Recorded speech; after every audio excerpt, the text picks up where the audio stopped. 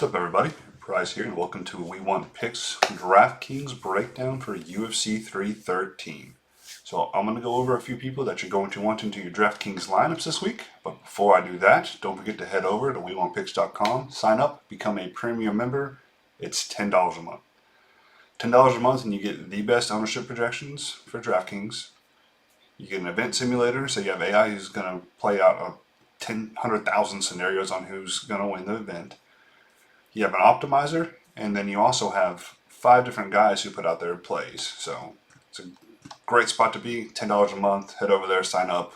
Let's get down to business. All right, so we are sitting now at 12 fights on the card. We had a late ad of Chris Gutierrez and John Castaneda. So that took us from 11 to 12. Obviously, this one is being headlined by Poetan against Magomed Ankalaev for the light heavyweight title that has been in the works for a while, with these two talking shit nonstop on social media.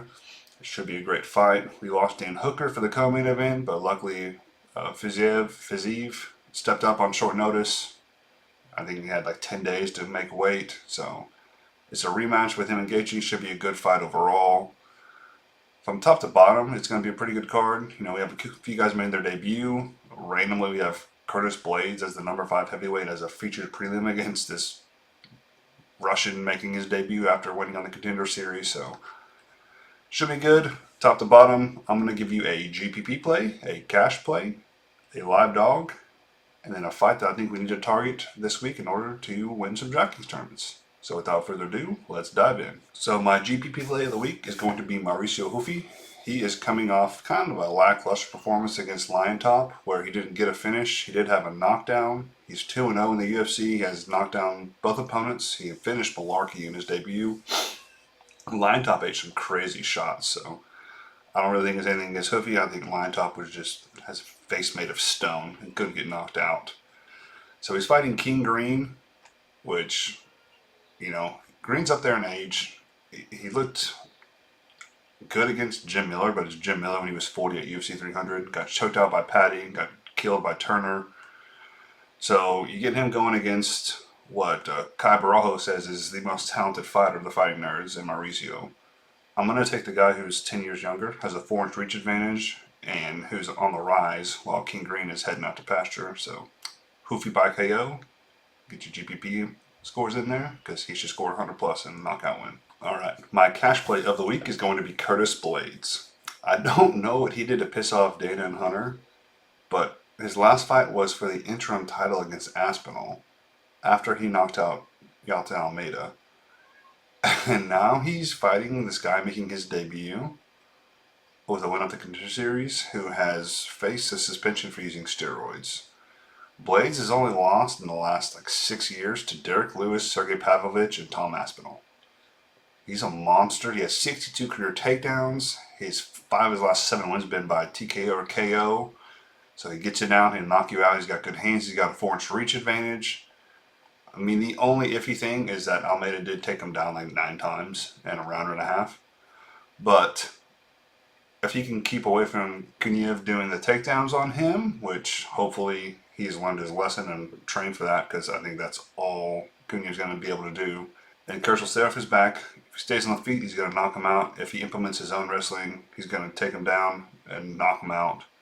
You don't have to worry about him really going for a submission and leaving himself open and get caught or anything, but we've seen what happens when these guys fresh off the series come in and take on a vet, let alone the number 5 heavyweight in the UFC. So Curtis Blaydes all day, every day.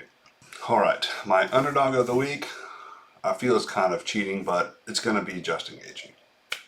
He's 7,800 on DraftKings. He's a betting dog.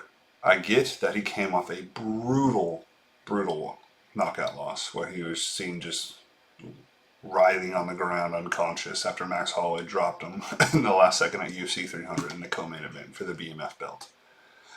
However, that's just who he is. Gaethje goes out, gets into fucking wars every fight. We get 13 fights, 13 performance bonuses. The dude just brings it every time. Last fight against Fiziev was a scrap, went to decision. He actually mixed in takedowns, which we don't really ever see from Gaethje.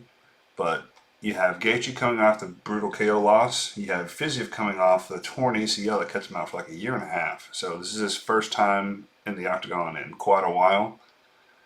I think the biggest difference is going to be Gaethje has been training for 5 rounds at home in Colorado against Dan Hooker.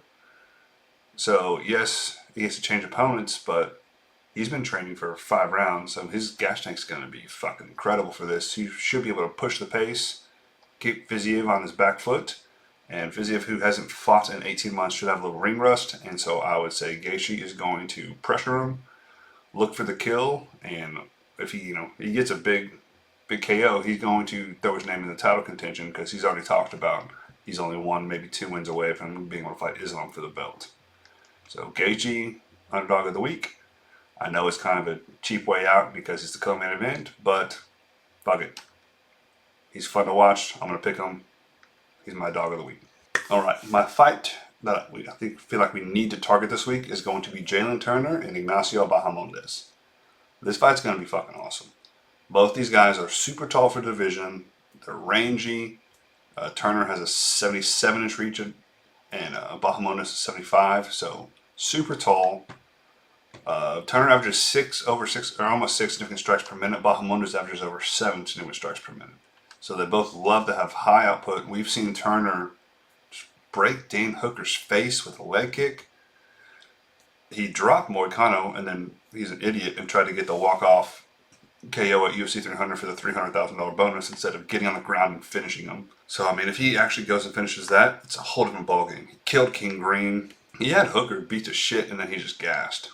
So, I know he's had up and downs, but he really should be 3-0 in his last couple fights. So, Turner's super dangerous, and on the flip side, Bahamondes is a nasty motherfucker. He just kills people in the octagon. He has nasty finishes. I mean, 7 significant strikes per minute is wild. So you're looking at like 105 to 110 significant strikes per fight. If this goes the distance, I'd be very shocked. I fully expect one of these guys to knock the other out.